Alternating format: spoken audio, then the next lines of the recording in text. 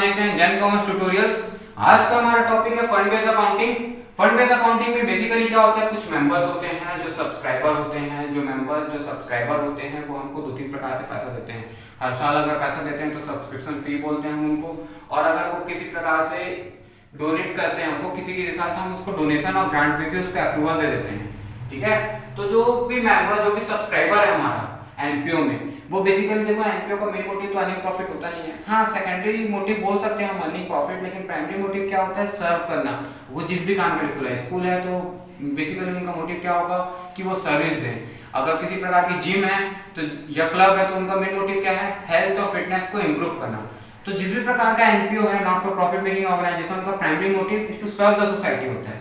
ठीक है, अब देखो इंपॉर्टेंट बात यह है कि एनपीओ क्योंकि प्राइमरी मोटिव प्रॉफिट अर्निंग है नहीं, तो कई बार क्या होता है ये लॉस में भी काम करते हैं for the welfare of the society.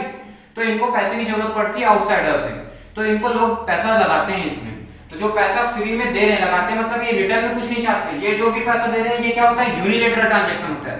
मतलब ये पैसा सिर्फ वन साइडेड ट्रांजैक्शन है, इसके बदले में इनको कुछ नहीं चाहिए। हम जैसे कि अपने सेटिस्फेक्शन के लिए कहीं पे डोनेट करते हैं, गाय के लिए, गौ माता के लिए हमने डोनेशन दे दिया, या फिर किसी प्रकार का कोई चैरिटियल वर्क चल रहा है वहां पे हम डोनेट कर दिए। सिमिलरली ये यहाँ भी हमारे जैसे ही मेंबर्स होते हैं और ये क्या करते हैं, किसी भी एनपीओ को डोनेट करते हैं। तो अगर सब्सक्राइबर हर साल पैसा देता है या कभी कभार देता है, तो सब्सक्राइबर की मर्जी होती है कि भाई जैसे देखो एक एनपीओ के अंदर बहुत सारे काम चलते हैं। वो टूर्नामेंट कराएगा, वो स्पोर्ट्स फंड करवाएगा, बच्चों को वेलफेयर के लिए प्रोग्राम करेगा, अलग अलग काम करता है। तो अगर मैं उसके लिए ऐसे काम के लिए पैसा दूं, जैसे कि स्पेसिफाइड कर दूं कि भाई अगर आप टूर्नामेंट कराते हो वो हो गया, या फिर स्पोर्ट्स कुछ कराते हो वो हो गया, या फिर आपको बिल्डिंग बनाने के लिए जो पैसा चाहिए आपके एनपीओ को उसके लिए हो गया, या फिर आप किसी लोगों का इलाज करा रहे हो तो सिर्फ इलाज के लिए मैं आपको पैसा दे रहा हूँ तो हो गया। तो जिस काम को मैं स्पेसिफाई कर दूं कि मेरे दिया हुआ पैसा आप सिर्फ इसी काम में इस्तेमाल करेंगे और किसी काम में नहीं करेंगे, तो इस टाइप के डोनेशन को बोलते हैं क्या,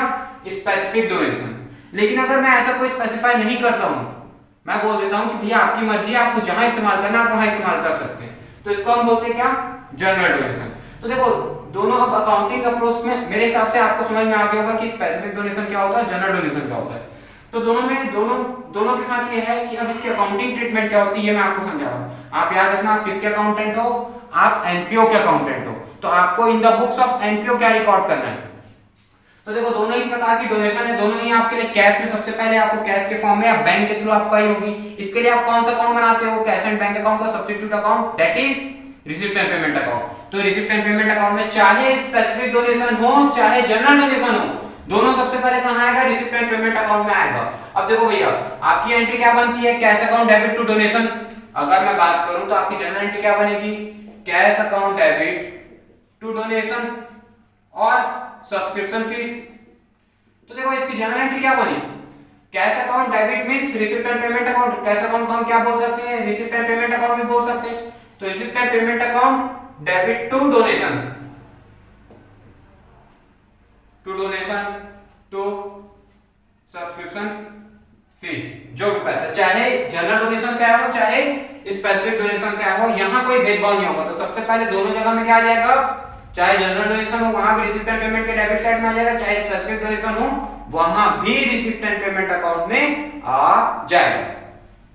दूसरी बात, जब भी जनरल डोनेशन होता है, क्योंकि ये स्पेसिफिक डोनेशन नहीं है तो इसके लिए कोई अलग से फंड नहीं बना होगा। तो ये सब कहां आएगा, अगर इनकम है तो वो आ जाएगा इनकम एंड एक्सपेंडिचर अकाउंट के क्रेडिट साइड में, और अगर एक्सपेंसेस है तो वो आ जाएगा कहां पे, डेबिट साइड में, इनकम एंड एक्सपेंडिचर अकाउंट के। ठीक है, ये नॉमिनल अकाउंट का यहाँ पे रूल लगता है, debit all expenses and losses, credit all income and gain. ठीक है, तो उस बेस पे यहाँ पे कौन से खर्च आ जाएंगे, जनरल डोनेशन के। लेकिन अगर हम बात करें, अच्छा ये कहां पे देखो, ये ऐसा बन के क्या होगा, अगर इनकम होगा तो ये सरप्लस को बढ़ा देगा, और सरप्लस कहां ऐड होता है, कैपिटल फंड या जनरल फंड में ऐड हो जाता है। तो ऐसे करके एक बैलेंस शीट टैली होती है। सेम प्रोसेस है फाइनेंशियल अकाउंटिंग जो आप क्लास 12 में पढ़े थे, सेम टॉपिक है क्लास 12 का, बस नाम चेंज कर दिया गया है। Financial statement of sole proprietorship की जगह आप क्या बना रहे हैं, एनपीओ के लिए बना रहे हैं। तो कैश अकाउंट का सब्स्टिट्यूट हो गया receipt and payment account, income profit and loss account का सब्स्टिट्यूट हो गया इनकम एंड एक्सपेंडिचर अकाउंट, और बैलेंस शीट तो सेम रहता है। बस यहाँ पे एज्यूम कर लिया जाता है कि ये फर्म का पैसा है इसलिए कैपिटल, वहां ओनर का कैपिटल होता था, यहाँ एनपीओ का कैपिटल फंड माना जाता है। एनपीओ पर्टिकुलरली किसी पर्सन का नहीं होता है। अब देखो बेटा, यहाँ पे कहाँ पे आता है, यहाँ पे डायरेक्ट बैलेंस शीट में आता है। आप पूछोगे बैलेंस शीट में कैसे आएगा भैया डायरेक्टली, तो ये यहाँ पे इनकम एंड एक्सपेंडिचर अकाउंट में स्पेसिफिक डोनेशन नहीं जाता है, ये अलग से फंड बना लेता है। आप पूछोगे ऐसा कैसे, तो मैं आपको बता दूं कि ये जो है ये सीधा बैलेंस शीट में कैसे जाता है। सपोज कर लो ये आपकी बैलेंस शीट है, ये आपका इनकम एंड एक्सपेंडिचर में नहीं आएगा। अगर मैं अब यहाँ बना दूं इनकम एंड एक्सपेंडिचर अकाउंट, तो इनकम एंड एक्सपेंडिचर अकाउंट में आपका ये इनकम है तो क्रेडिट साइड में आएगा, है ना। तो ये आपका जनरल डोनेशन आ गया, जो भी आपने सब्सक्रिप्शन का पैसा दिया है या फिर डोनेशन दिया है, ऐसा डोनेशन जो जनरल डोनेशन था। तो मैं यहाँ पे लिख देता हूं बाय जनरल डोनेशन।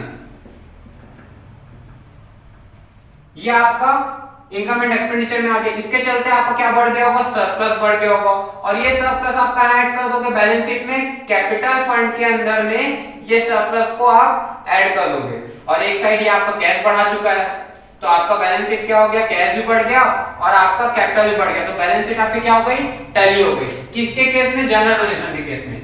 लेकिन अगर मैं इसको बात करूं स्पेसिफिक डोनेशन में, तो देखो आपका रिसिप्ट एंड पेमेंट के चलते क्या बढ़ चुका होगा, स्पेसिफिक डोनेशन के लिए भी आपका कैश तो बढ़ ही चुका होगा उतने अमाउंट से। लेकिन क्या आपका सरप्लस बना होगा, नहीं बना होगा। क्यों, क्योंकि जनरल डोनेशन तो आता है यहाँ, लेकिन स्पेसिफिक डोनेशन की जब बात करें तो सरप्लस में तो बढ़ा ही नहीं, क्योंकि वो तो इनकम एंड एक्सपेंडिचर में आता नहीं। स्पेसिफिक डोनेशन वो डायरेक्ट कहां जाता है, बैलेंस शीट में जाता है। इसकी जितनी भी अकाउंटिंग है वो बैलेंस शीट से होती है, क्योंकि ये कैपिटलिस्टिक नेचर का माना जाता है। Capital receive, revenue receive, capital expenditure, revenue expenditure, ये मैंने आपको प्रीवियस वीडियो में समझा दिया। अगर इन टर्म्स को आपको अभी क्लियर नहीं है तो आप पिछला वीडियो जाकर के देखिए। तो ये किस टाइप की रिसिप्ट हो गई, जो मेरे को मिल रही है स्पेसिफिक डोनेशन के लिए कैपिटल रिसिप्ट मानी जाती है।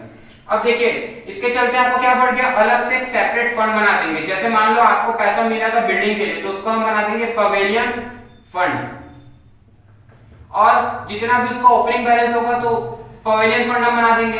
तो देखो अगर मैं बैलेंस शीट आपको यहां पे बना के दिखा देता हूं, तो अगर मान लो ये आपका बैलेंस शीट है, याद रखना बैलेंस शीट एक स्टेटमेंट है। बैलेंस शीट में कभी डेबिट एंड क्रेडिट आता है क्या, नहीं आता। स्टेटमेंट में कभी भी rule of debit and credit apply होता ही नहीं है। जब होता ही नहीं है कि स्टेटमेंट है तो वहां क्यों हम लिखेंगे, balance sheet is a positional statement not a account, ठीक है। अब देखो बेटा, ये हो गया हमारा लायबिलिटी साइड, ये हो गया हमारा एसेट साइड। यहां से तो आपका कैश तो बढ़ गया स्पेसिफिक डोनेशन से, लेकिन क्या कैपिटल में सरप्लस बढ़ा होगा क्या, नहीं बढ़ा होगा, क्योंकि ये इनकम एंड एक्सपेंडिचर में तो गया ही नहीं है। तो इसके लिए हम अलग से फंड खोल देंगे। मान लो आपको बिल्डिंग के लिए पैसा मिला, तो पवेलियन फंड नाम से हम क्या करें, ओपनिंग बैलेंस जितना भी था इसका, जो पिछले साल का पैसा कुछ पड़ा होगा क्लोजिंग बन के, वो इस साल का ओपनिंग बन गया, उसमें हम क्या करेंगे, इस साल जितना भी डोनेशन मिला उसको सीधा रिसिप्ट पेमेंट में आया होगा, तो कैश अकाउंट का क्लोजिंग बन के यहाँ आ गया क्लोजिंग बैलेंस शीट में, प्लस उसको यहाँ भी तो कहीं ना कहीं सरप्लस में ऐड होता है, लेकिन सरप्लस में नहीं होता तो उसको अलग से ऐड करना पड़ेगा, तब तो आपकी बैलेंस शीट टैली होगी। तो वो आपका डोनेशन बन करके यहाँ ऐड हो गया। अगर इसके लिए किसी प्रकार का आप एक्सपेंस करते हो तो एक्सपेंस भी यहीं से माइनस होगा। भाई डोनेशन यहाँ पड़ी है तो एक्सपेंस भी क्यों जाएगा इनकम एंड एक्सपेंडिचर में, जब आप उसकी इनकम को इनकम एंड एक्सपेंडिचर में ट्रांसफर नहीं करो, किसकी, स्पेसिफिक डोनेशन की इनकम को आप इनकम एंड एक्सपेंडिचर में दिखा रहे हो, तो उसके एक्सपेंसेस को भी बिल्कुल आपको यहीं से दिखाना चाहिए। एक और इंपॉर्टेंट बात, अगर मान लो आप इस एक्सपेंडिचर को कहीं पे इन्वेस्ट करके रखे हो, आपके पास पैसा पड़ा था बहुत दिन तक तो पैसा नहीं रखोगे, आप इन्वेस्टमेंट कर दिए कहीं गवर्नमेंट के बॉन्ड खरीद लिया कुछ भी, तो उससे आपको इंटरेस्ट आया, तो अगर किसी भी प्रकार की स्पेसिफिक डोनेशन से इनकम आती है तो वो इनकम भी कहां मानी जाएगी, इनकम फ्रॉम सच डोनेशन भी इसी में ऐड हो जाएगी, और ये भी नहीं जाएगी कहां, इनकम एंड एक्सपेंडिचर अकाउंट में। लेकिन एक बात याद रखना, अगर मान लो आपका खर्चा बैठ गया पवेलियन फंड बनाने में, मान लो बिल्डिंग बनाने में 1 लाख रुपए का, लेकिन आपको इनकम हुई उस इन्वेस्टमेंट से, जो आपको फंड मिला था वो था 50,000 का, उससे इनकम मिली आपको 10,000 की, और इस साल डोनेशन हुआ 20,000 का, तो टोटल पैसा कितना हो गया भाई, डोनेशन से 50,000, 10,000 से उससे इनकम, और इस साल का और डोनेशन मिला कितना आपको 20,000 का, तो 50 + 20 70 + 10 80,000 रुपीस आपकी रिसिप्ट हुई, मतलब टोटल फंड में पैसा पड़ा है पवेलियन फंड में। लेकिन आपका एक्सपेंसेस कितना हो गया बिल्डिंग बना के, 1 लाख रुपए का हो गया। तो भाई आपके पास तो सिर्फ 80,000 है, तो यहाँ से एडजस्ट कितना होगा, सिर्फ 80,000 एडजस्ट होगा। तो यहाँ पे आपका मैं लिख देता हूँ, आपका ओपनिंग फंड था कितना, 50,000 रुपए जो पिछले साल से आपके पास पड़ा था, इसके लिए इस साल आपको डोनेशन कितना मिला, 20,000 मिला, इस पे आपने इंटरेस्ट कितना कमाया, 10,000 रुपए का इंटरेस्ट कमा लिया, लेकिन आपका एक्सपेंसेस वो कितना किया, 1 लाख, लेकिन आपके पास पैसा कितना पड़ा, 80,000 ना, तो सिर्फ 80,000 ही यहाँ पे एडजस्ट होगा, यहाँ पे बैलेंस कितना आ जाएगा, कुछ भी नहीं। तो जो बचा खर्चा वो कहाँ जाएगा? तो जो बचा खर्चा 20,000 रुपए का, वो बेटा अब हमारे पास तो कुछ पैसा है नहीं ना फंड का, तो एनपीओ उसको ट्रांसफर करेगा अपने जर्नल एक्सपेंस के रूप में इनकम एंड एक्सपेंडिचर के डेबिट साइड में। वहां पे लिखेगा to pavilion fund expenses debit side में, क्योंकि वो एक्सपेंस है और वो 20,000 रुपए वहां से कम हो जाएगा और उससे हमारा सरप्लस 20,000 से क्या हो जाएगा? कम हो जाएगा। तो कैपिटल 20,000 से कम हो गया, क्योंकि कैश तो गया 1 लाख का, लेकिन फंड कितने से कम हुआ? 80,000 से। तो 20,000 और कम करने की जरूरत है ना, लायबिलिटी सेक्टर पे टैली होगा, तो वो सरप्लस बन करके 20,000 कम हो जाता। ये ट्रीटमेंट था। तो आई होप आपको ये general donation, specific donation, fund based accounting का कॉन्सेप्ट समझ में आया होगा। अगर समझ में आया तो please like and subscribe my channel.